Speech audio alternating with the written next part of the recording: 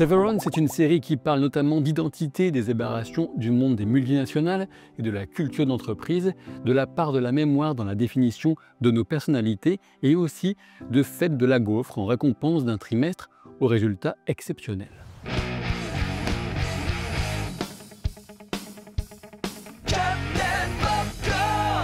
Un premier épisode de saison 2 qui parvient à la fois à rebondir sur l'énorme finale de saison 1, tout en nous proposant immédiatement d'autres points d'interrogation et d'excitation. Ne serait-ce pas là une formule quasi parfaite? Severance saison 2, c'est 3 ans après, mais ça commence très fort. On ne le soulignera jamais assez, Severance est l'une des séries originales les plus audacieuses et captivantes de l'offre pléthorique actuelle, et sa saison 2 a enfin commencé. Je vous propose de plonger directement dans l'analyse de cet épisode, avec spoiler donc. Si vous n'avez toujours pas vu Severance, dépêchez-vous, c'est sur Apple TV+.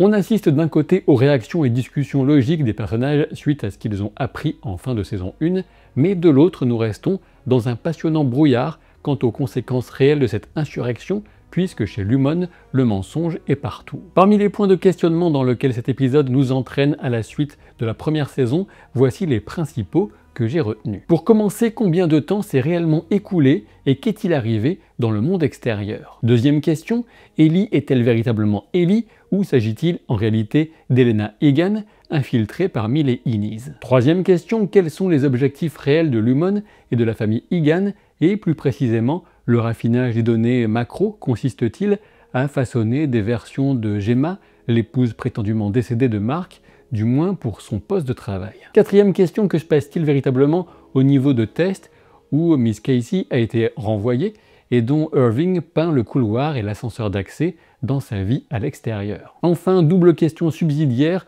où est passée Harmony Cobble et qui est Mademoiselle Wang? Sur la question du temps, on peut souligner qu'en dépit de l'horloge visible dans de nombreuses scènes de bureau, la notion reste un facteur qui échappe presque totalement aux employés dissociés.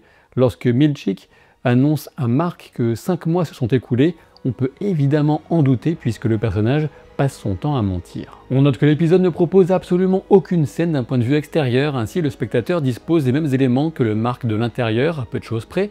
La course initiale de Mark dans le dédale des couloirs blancs nous replonge immédiatement dans cette métaphore visuelle d'une intrigue labyrinthique, dans cet espace qui pourrait éventuellement figurer les circonvolutions d'un cerveau incapable de se comprendre lui-même. On accepte le retour de Mark car on sait bien sa motivation de retrouver Miss Casey, qui serait en réalité Gemma, son épouse présumée morte, à l'extérieur. Les choses seront moins évidentes pour le reste du groupe. Dans Severance, la culture d'entreprise devient le culte d'entreprise, dans une ambiance sectaire aussi grotesque qu'effrayante.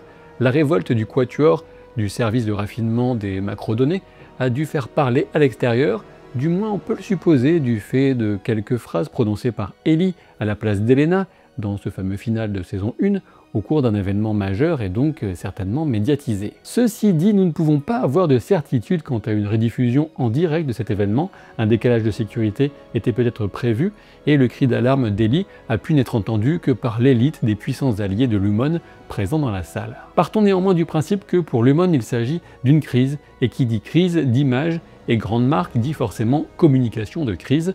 Dans sa version interne, cette communication de crise consiste à pleinement embrasser cette contestation pour l'intégrer à la légende de Lumon, la phagocyter et la recracher comme une nouvelle démonstration du génie de Keir et une simple étape dans le chemin de l'entreprise vers la perfection. Dans un premier temps, Milchick tend à Mark la première page d'un journal dont la photo centrale est un grossier montage qui positionne les photos de bureau de l'équipe de Mark dans la voiture du président Eisenhower lors de sa visite à Rio de Janeiro en 1960. Sur cette première page de toute évidence bidon à 100% ou presque, on peut aussi lire que la réforme de la dissociation a touché le monde entier ou encore que la libération sexuelle fait partie des améliorations obtenues pour les Innies. L'article mentionne aussi Rickon Hale, le beau-frère de Mark, qui serait l'auteur d'un livre favorable à la philosophie de Keir et notamment à ses 9 valeurs, ce qui semble pour le moins contradictoire avec ce qu'on sait de Rickon. Cette reconnaissance outrancière de l'héroïsme des révoltés et leur célébration va forcément prendre Mark à contre-pied, puisqu'il devait s'attendre à des sanctions sévères. A l'inverse, ce narratif, fabriqué par Lumon, cherche à rassurer Mark non seulement quant à l'entreprise, mais aussi quant à sa propre place en interne. Ensuite, la tentative d'intégrer Mark dans une nouvelle équipe semble surtout nous dire une chose, d'une manière ou d'une autre, Lumon a besoin de Mark et le travail qu'il accomplit au raffinage des macrodonnées a un impact véritable, comme la dernière image de l'épisode semble l'indiquer très clairement. Un travail si important que la demande de réintégrer le reste de l'équipe sera finalement exaucée.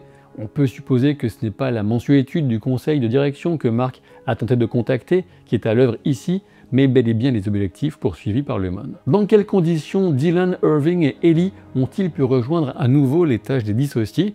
On l'ignore totalement, mais ce qui est recherché, c'est leur soumission volontaire à l'aliénation du travail. Ce second retour de Mark s'effectue face à un tableau déjà vu en première saison et qui représente le pardon de Keir envers ses ennemis, qui sont 4 comme par hasard, mais soumis à un supplice comme on peut le constater. La façon dont Lumon semble gérer cette crise est une caricature de la manière dont toutes les grandes entreprises le font, à savoir communication de crise, discours interne bullshit sur la façon dont les critiques ont été entendues et quelques concessions matérielles débiles sans que quoi que ce soit ne change sur le fond. Le petit film est de ce point de vue involontairement hilarant et donc une petite pépite du genre, sachant qu'on a depuis la confirmation que la voix du bâtiment est bien celle de Keanu Reeves, en VO bien entendu. L'idée était de trouver une voix amicale pour laquelle les spectateurs ressentiraient une connexion émotionnelle et un a priori positif. Grâce à la révolte de la macrodata, les employés auront accès à de nouveaux snacks, purée de fruits déshydratés, haricots coupés, menthe de Noël et salsa. Mais ce n'est pas tout puisqu'ils pourront profiter du Hall Pass, de la pêche à l'ananas et de la salle des miroirs. Waouh! C'est le moment de revenir à la deuxième question, à savoir Ellie est-elle véritablement Ellie ou s'agit-il en réalité d'Elena Egan infiltrée parmi les Innies? Pour l'instant, il est impossible de répondre avec certitude à cette question. Ellie ment concernant ce qu'elle a vécu quand sa version du bureau a repris le dessus à l'extérieur, découvrant qu'elle était donc Elena Egan, fille du directeur actuel de Lumon, avec un rôle essentiel dans la propagande en faveur de la procédure de dissociation. On se demande tous si elle ment par honte de la vérité ou parce que c'est Elena qui a infiltré les Innies pour découvrir ce qu'ils ont appris du monde extérieur durant la période permise par l'action de Dylan dans la salle de contrôle. Des éléments peuvent nous convaincre de l'une ou l'autre version, mais il y a plus d'éléments en faveur de l'idée selon laquelle il s'agit d'Elena et non pas d'Ellie. Le seul véritable élément qui soutient l'idée que c'est une Ellie menteuse qui a honte de la vérité, c'est que son explication sur ce qu'elle aurait vu semble un peu improvisée, mal réfléchie, et justement, Irving relève immédiatement l'étrangeté qui consisterait à rencontrer un jardinier en pleine nuit. On peut se dire que si Elena était en mission d'infiltration, un meilleur mensonge aurait été préparé, mais d'un autre côté, on ne peut pas ignorer une simple incompétence. Inversement, pour soutenir l'idée que c'est Elena qui est infiltrée, on a plusieurs réactions qui semblent un peu étranges, notamment quand Mark la prend dans ses bras. Alors oui, on peut aussi se dire qu'elle n'est pas à l'aise parce qu'elle sait maintenant qu'elle incarne en quelque sorte l'ennemi du groupe. Ellie est aussi la première à souligner que la caméra a disparu du bureau, comme si elle cherchait à faire comprendre aux autres qu'ils pouvaient dorénavant se confier avec moins de méfiance. L'indice le plus fort survient dans l'enchaînement entre deux séquences rapides, avec Milchick qui trouve rapidement le bouton marche arrêt de son ordinateur, et Ellie qui ensuite galère un peu à trouver celui du sien.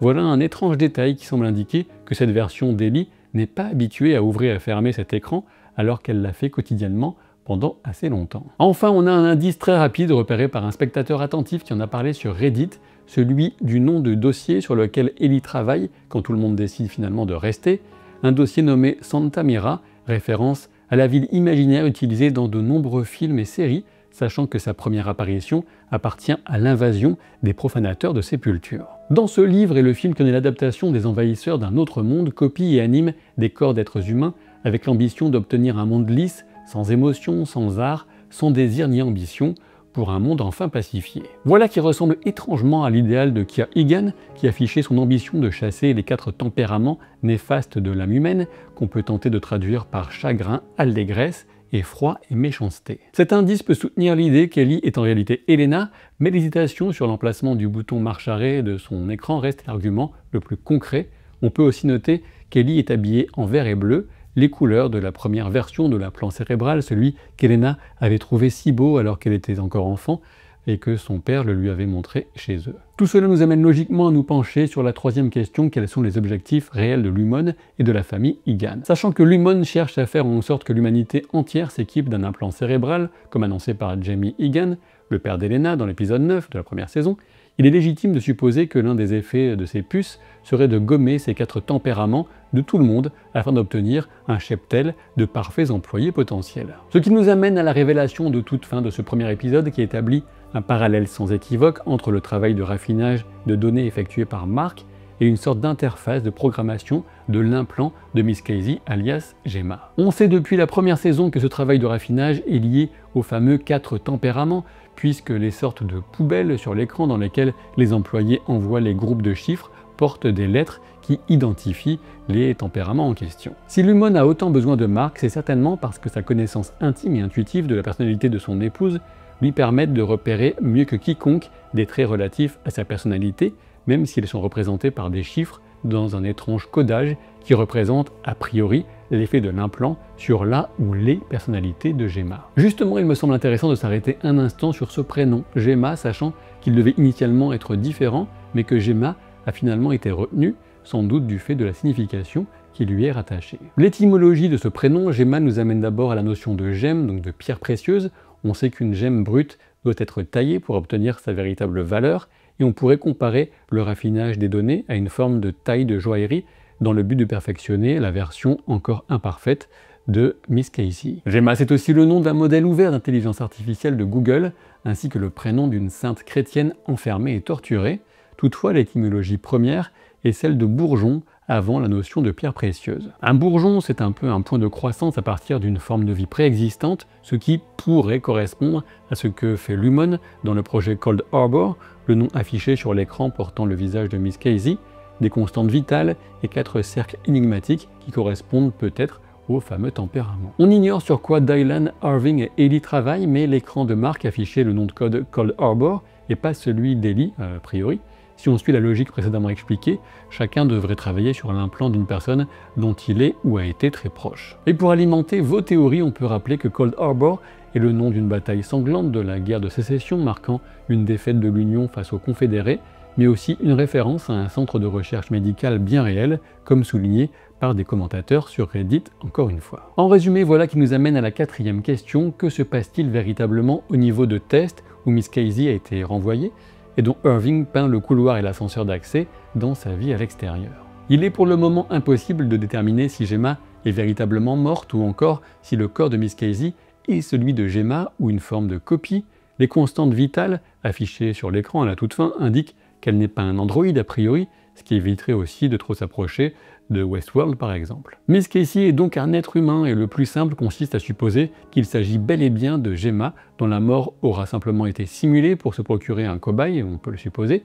Le niveau de test accueillerait de toute évidence la recherche appliquée et peut-être la recherche fondamentale sur ces projets essentiels au plan d'avenir de Lumon. Pour le moment, le plus logique consiste à penser qu'ils espèrent pacifier le monde et faire de l'humanité une main-d'œuvre au service du culte d'entreprise de Keir, comme évoqué précédemment, mais reste aussi le mystère de ce que Jamie Egan appelait son revolving en VO, une étape dont on ne sait rien mais qui paraît importante. Concernant Irving, il semble qu'il soit chez Lumon depuis potentiellement plus longtemps qu'il n'en a conscience lui-même, et son obsession pour le couloir d'accès à l'étage de test laisse clairement supposer qu'il y a déjà été envoyé. Si on y ajoute ses cauchemars de première saison quand il s'endormait au travail et qu'il voyait une substance noire et visqueuse envahir son box, on peut même supposer que les dissociés emmenés à l'étage de test sont potentiellement immergés dans un tel liquide pour tous les tests qui y sont effectués. Les hypothèses sur le transfert de conscience ou encore des formes de reconstitution d'esprit de personnes décédées reviennent souvent quand on parle d'anticipation et de bidouille de personnalité par un plan,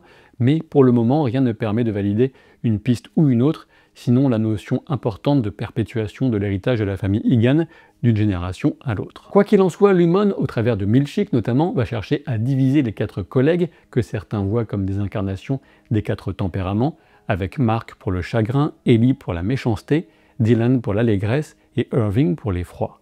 Mais bon, c'est une autre histoire. Concrètement, cet effort de division passe d'ores et déjà par le secret confié par Milchick à Dylan sur la possibilité de visite familiale. Ce type de confidence vise à créer de la connivence entre eux, bien sûr, mais aussi à miner la confiance des Innis entre eux, bien sûr. Comme me l'a fait remarquer mon astucieux et espiègle monteur, une forme octogonale est prévue dans le design de la partie assise de cette pièce de rencontre familiale.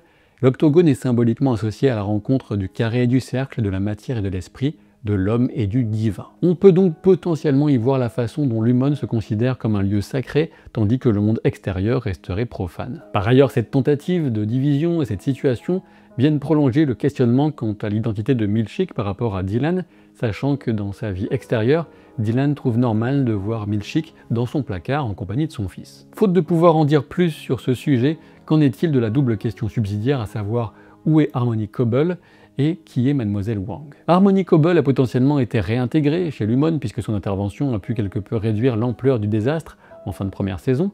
On peut même supposer qu'elle aurait été peut-être promue à un poste supérieur. Harmony reste un personnage très énigmatique dont les motivations sont encore floues, certainement éduquée au sein de l'école pour filles Myrtle Egan, le temple dédié à Kyr qu'on voit chez elle, et sa destruction témoigne, quoi qu'il en soit, d'un rapport pour le moins passionnel et déséquilibré à Lumon et à tout leur charabia pseudo-religieux. Si Harmony Cobble n'est pas là, c'est peut-être pour éviter un face-à-face avec Mark, étant donné qu'il l'a reconnu chez sa sœur, mais on peut supposer qu'on lui a confié d'autres responsabilités, par exemple qu'elle est occupée à l'extérieur avec les autres Houthis. Quant à Miss Wang, peut-être sort-elle de la même école qu'Harmony.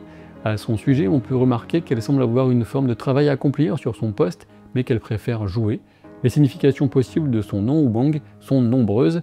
La principale semble être la couleur jaune, mais au féminin, c'est plutôt celle du phénix qui ressort, et on peut peut-être vaguement associer la notion de résurrection du phénix avec la situation de Gemma, mais cela semble pour le moment très capillotracté. Avant de venir aux toutes dernières remarques sur cet épisode, je voulais vous conseiller de voir un excellent documentaire qui s'appelle Crois pas qu'on dort et qui n'est projeté au cinéma que les 17 et 19 janvier, soit ce dimanche. Ce documentaire sur des sportifs préparant les Jeux olympiques et paralympiques est magnifique, il a été préparé sur plus de 5 ans. J'y consacré une vidéo que vous trouverez facilement sur la chaîne, et vous trouverez aussi sous la vidéo en question un lien pour trouver une salle de cinéma qui projette ce documentaire. C'est un des plus beaux films que j'ai vu en 2024, alors ne manquez pas l'occasion. Parmi les multiples détails qu'on distingue dans le décor durant cet épisode, on a notamment la salle de pause, où est diffusé le petit film de propagande et dont les murs portent divers posters, comme le Frolic qui montre la figure du fou qui boit avec un employé, sachant que le fou fait partie des 4 danseurs accessibles à l'employé comme vu en saison 1, et qui incarne bien sûr l'un des 4 tempéraments Frolic. On voit aussi brièvement un poster Anginzer avec Dylan qui prend la position des interrupteurs, et enfin un poster qui évoque le nom de Baird qu'on retrouve dans une portion d'article de la fameuse une de journal et qui traite d'un cambrioleur qui s'est viré dans le quartier de Baird. On pourrait discourir longtemps sur Severance, mais c'est déjà pas mal pour une vidéo, et si celle-ci rencontre un succès suffisant auprès de vous, ce qui dépend en partie du nombre de vos commentaires, du temps de visionnage ou encore des pouces et abonnements, je vous en proposerai d'autres au fil de la saison. Sinon, je pense que je me contenterai sans doute d'un bilan final, si le public n'est pas vraiment au rendez-vous, à moins que l'envie d'en parler ne l'emporte sur toute forme de bon sens de mon côté. Je vous remercie de me suivre dans toutes ces aventures, et je vous dis à très bientôt pour de prochaines. Salut!